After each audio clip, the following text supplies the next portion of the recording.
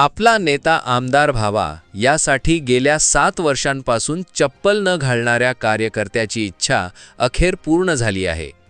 विवेक कोल्हे यांना भाजपने विधान परिषदेच्या माध्यमातून आमदारकी दिल्याने कोपरगाव येथील वासुदेव शिंदे यांनी आज अखेर त्यांच्याच हस्ते पायात चप्पल घातली।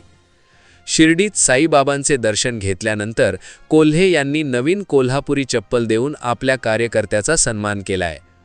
2019च्या विधानसभा निवडणुकीत विवेक यांच्या आई माजी आमदार स्नेहलता कोल्हे यांचा अवघ्या 450 मतांनी पराभव झाला होता।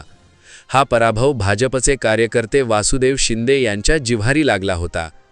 जोपर्यंत कोल्हे परिवारातून कुणी आमदार होत नाही तोपर्यंत पायात चप्पल न घालता अनवाणी राहण्याचा निर्धार शिंदे यांनी केला होता।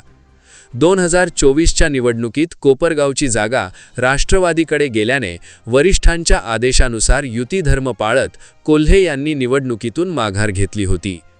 त्यावेळी विरोधकांसह अनेकांनी आणखी 5 वर्षे वाट बघ अशी खिल्ली उडवत वासुदेव शिंदे यांना हिणवले होते। मात्र विवेक कोल्हे यांना विधान परिषदेची आमदारकी मिळाल्याने 7 वर्षांनंतर शिंदे यांचा प्रण पूर्ण झालाय। आज आमदार विवेक कोल्हे यांनी वासुदेव शिंदे आणि इतर कार्यकर्त्यांसोबत शिर्डीत साई दर्शन घेतले। ज्या सहकार्याने माझ्यासाठी त्याग केला त्याचे कौतुक वाटत असल्याचे सांगत कोल्हे यांनी वासुदेव शिंदे यांचा कोल्हापुरी चप्पल देत सन्मान केलाय। आमदार म्हणून शपथ घेतल्यानंतर पहिल्यांदाच गुरुवारी या ठिकाणी साईबाबांचं दर्शन घेण्यासाठी या ठिकाणी सहपत्नी आलेलो आहे।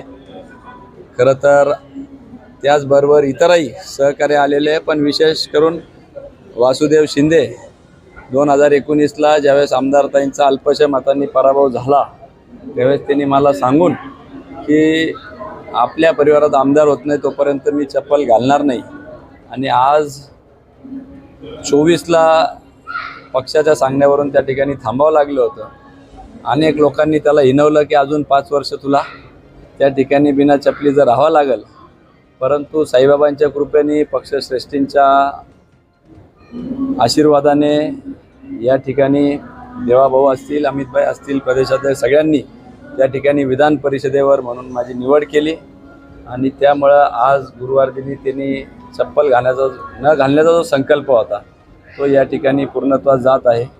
त्याच्यामुळे हा दुहेरी आनंद आहे। एकीकडे आमदार झाल्याचा, त्याबद्दल साईबाबांचे दर्शन घेऊन आशीर्वाद घेऊन पुढील कामासाठी ऊर्जा घेऊन जाण्यासाठी आलेले, आणि त्याचबरोबर ज्या सहकाऱ्यांनी त्या ठिकाणी त्याग केला त्या सहकार्याचाही या ठिकाणी विशेष कौतुक करण्यासाठी खरं तर मी आलेलो होतो।